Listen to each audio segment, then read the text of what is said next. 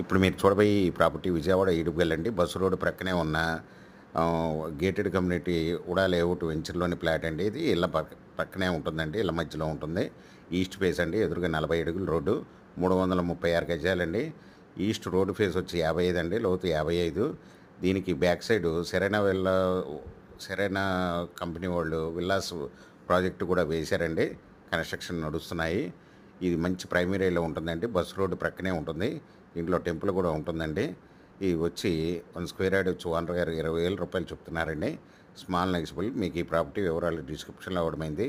అది చూసి మీకు నచ్చినట్టయితే స్క్రీన్ మీద ఉన్న ఫోన్ నెంబర్‌కి కాల్ చేయగలరు.